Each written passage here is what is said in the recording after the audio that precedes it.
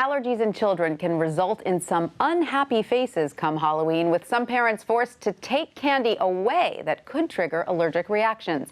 But in a growing trend nationwide, households can place a teal pumpkin out front to indicate they offer non-food items to trick-or-treaters. Here to tell us more is Audrey Kinsman, author of The Switch Witches. Hello, Audrey. Great to see you. Thank you for having me. Tell us the idea behind The Switch Witch and how you are personally connected to it. So I have celiac, and I have a young son who was diagnosed with a very severe milk protein allergy. And so 2 years ago, we were trick-or-treating, and he and his brother went out and just trick-or-treated their little hearts out. And our rule is always no eating while you're trick-or-treating, because we don't know what they could get. Exactly. And when he came home, he dumped all his candy on the kitchen table, and his eyes welled up with tears because he realized he couldn't eat it. Oh, and his older heartbreaking. brother, I know, his older brother was just eating as much candy as he could, and I jumped in as a mom. I know you're a mom, and I said, wait, don't eat your candy. Let's leave it for the Switch Witch.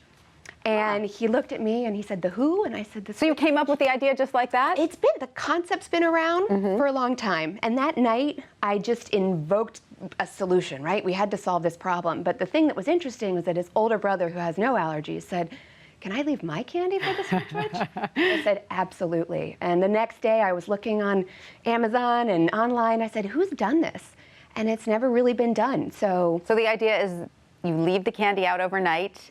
The Switch Witch comes and leaves what to replace it? So it's really up to the parents. The story tells of the witches of Halloween need your candy. So they need it to fuel their brooms and heat their home. So go trick-or-treating and leave your candy for the Switch Witch, and she will use her magic to create a book or a toy. So it's really up to the parents what is the appropriate exchange. Great idea. And now you are partnering with the Teal Pumpkin. Tell us about that. So the Teal Pumpkin, as you said in your introduction, is a wonderful nationwide movement to really make Halloween inclusive for kids with allergies, which is a growing number of children. Sure, my own child has a nut allergy, so I'm right there with you. And they are working to have non-food trick-or-treat items. So we brought some Play-Doh and some spider rings and some Halloween tattoos, things that are just as much fun, that keep all the magic in, but are not going to be toxic for little kids like ours who Fantastic idea. So if you put the Teal Pumpkin outside your door, that's saying that you have no candy at all, or is some candy allowed? So in our home, we have a candy bucket, because we are not anti-candy. Right. We're about moderation. We have our candy bucket, and then we have our non-candy bucket.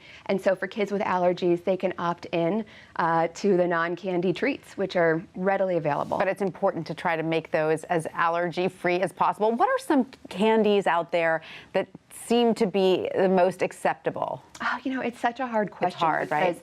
Because the allergies can range from contact allergies to food dye allergies. And so for kids with really severe complications with food, it's best to opt out of candy. All right, these are great ideas. Little Play-Doh containers, glitter tattoos, rings. You have some other ideas?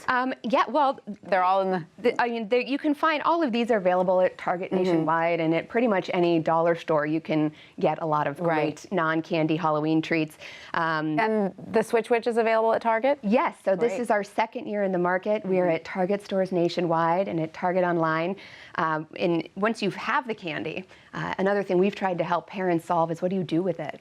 And we have a great partnership with a military organization called Operation Shoebox.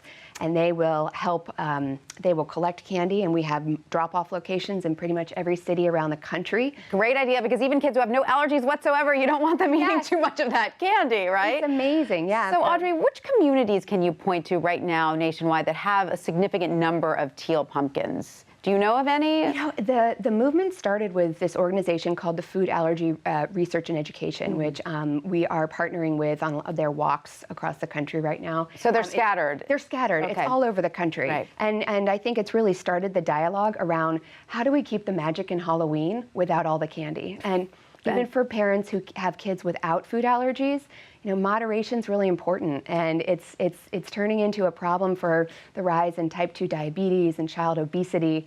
And you know, the average child consumes between 5,000 and 7,000 calories on Halloween. Gosh, that's so discouraging to hear. So this is a fantastic alternative. Audrey, thanks so much for telling us about it. Thank you, Tanya, for having me.